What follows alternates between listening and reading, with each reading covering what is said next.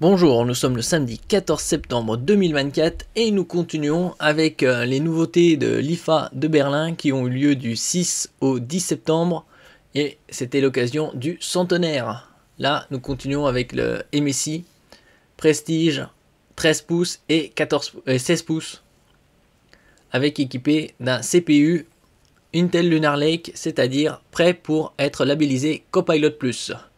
Et nous allons voir les specs de ces nouveaux laptops Copilot+ ensemble.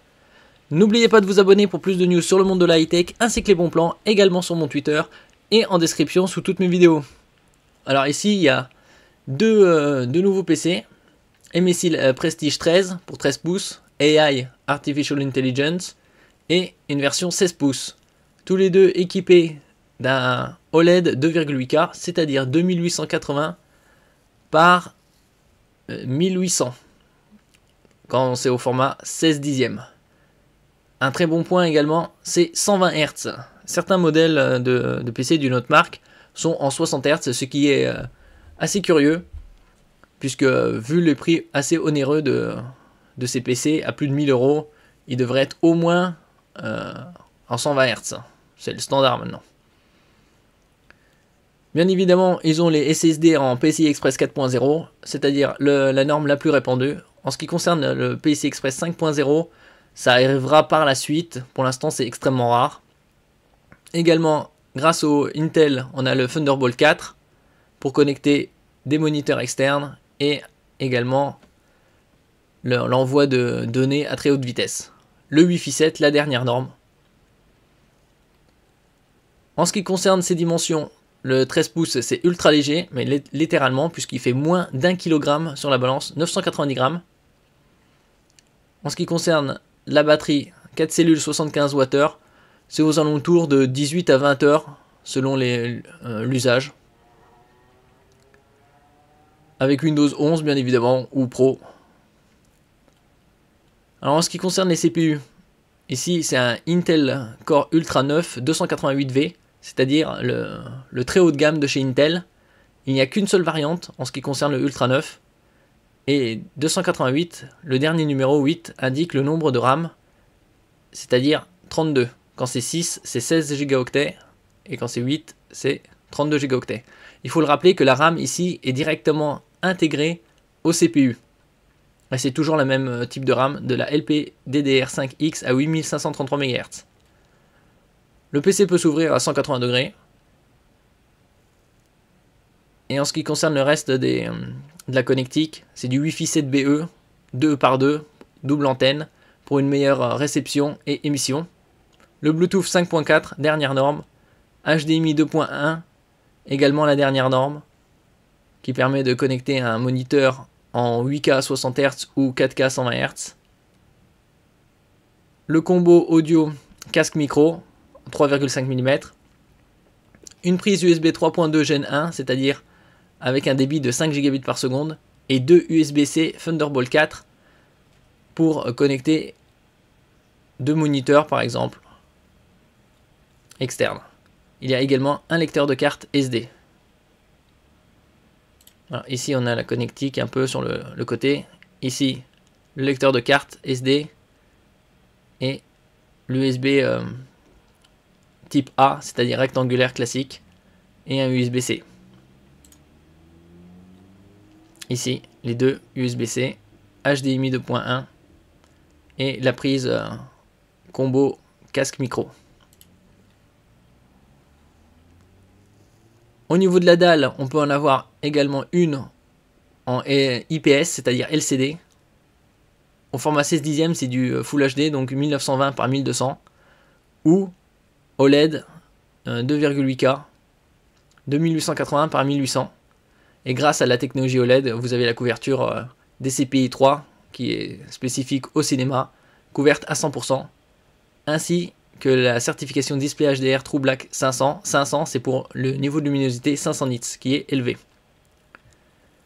Grâce à la webcam infrarouge et à la technologie Windows Hello, vous avez la reconnaissance faciale, comme sur tous les PC avec intelligence artificielle. Tous les modèles ont ces mêmes spécificités de base. Vous avez également un lecteur d'empreintes digitales Ça, c'est pas tous les PC qui l'ont. C'est soit webcam infrarouge, soit webcam infrarouge et lecteur d'empreintes digitales pour une double authentification biométrique. Sur celui-là, vous avez un cache physique. Sur certains PC, comme les Lenovo, vous avez un e-shutter, c'est-à-dire électronique, un interrupteur sur le côté, en général droit, pour déconnecter la caméra. Ici, c'est un cache physique.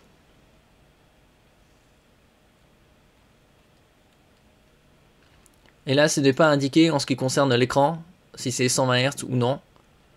Donc ça doit être sur le 16 pouces. Ce qui est dommage, puisqu'ils auraient pu mettre au moins 90 Hz, voire même 120 Hz pour le 13 pouces.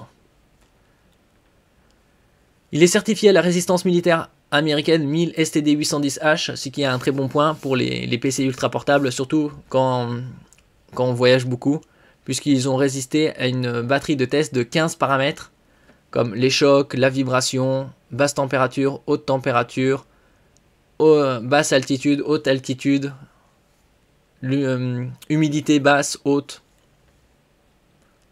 Et donc il est certifié Copilot Plus comme tous les PC équipés de Intel Lunar Lake 200V. Et vous avez une ouverture ici à 180 degrés. En ce qui concerne le clavier, c'est rétroéclairé blanc. Plus 2 haut-parleurs. On passe au modèle 16 pouces. Avec une dalle soit IPS Full HD 144 Hz, soit OLED 2,8K, c'est-à-dire 2880 par 1800, 120 Hz, donc un très bon point ici.